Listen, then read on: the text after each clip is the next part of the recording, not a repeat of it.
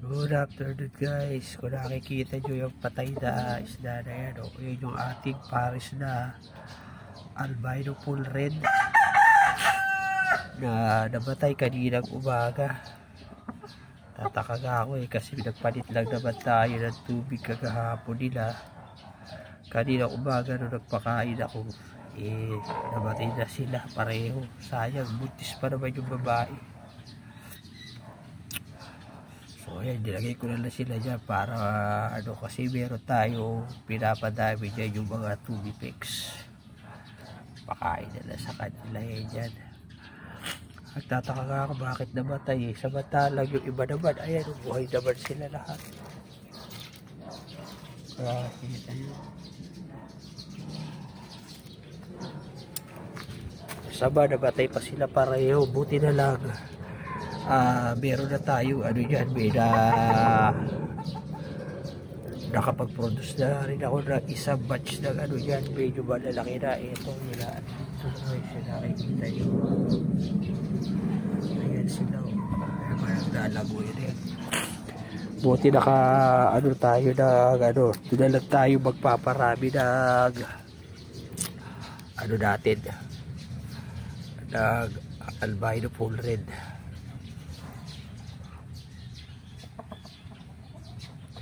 At yung isa rin natin, yung EBM natin, ubos din, hindi tayo nakapag-produce. Yun lang ang sayang, hindi tayo nakapag-produce nun. Pero yung the rest naman, yung una natin, yung Blue Panda, meron na tayo na i-produce kahit konti. So at least yun, meron tayo na sa susunod ayan, marami naman na tayo yung mga una natin. Ayan, buti yan, meron na tayo na produce niya na ilang pirasong anak niya. Tapos ito yung mga natin, anak ng red tail. Tapos yung pala, nakanak pala siya ng bago. Ayan, madami yan dyan. Ito yung nanay, pinagpahinga ko na muna. So ayun yung mga anak niya, bago yun. Siguro nasa mga 20 plus yan. So ayan guys, ayan muna natin. Tapos yung asawa niya nandito, pinares ko. Yung iba kasama niya rito, binalik ko dun sa mga kapatid. Ikiros ko muna para maparami natin yung natin, kahit mga chops yan. Pag pipili na lang tayo ng magandang breeder dyan, tsaka yung So ito, ewan ko kung kailan maglalaglag yung isa na yun. Malaki na yung masyado yung chan. So ito, malalaki yan sila. So nalabig kapapakain ko lang. So ayan guys, yung update natin sa ating mga So ito pala yung ibo natin. Laki na nila, diba? So napapadusin nyo. Ayan.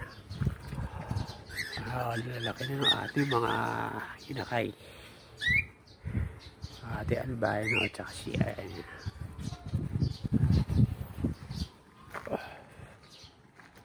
ito yung bago natin magpares. Hindi pa rin ang itlog so antayin natin kung kailan ma-itlog yan at saka to.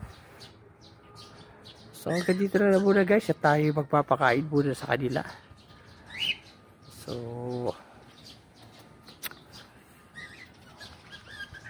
tapusin ko na muna itong video para ating mapakain sila na ayos. Maraming salamat guys, at thank you for watching.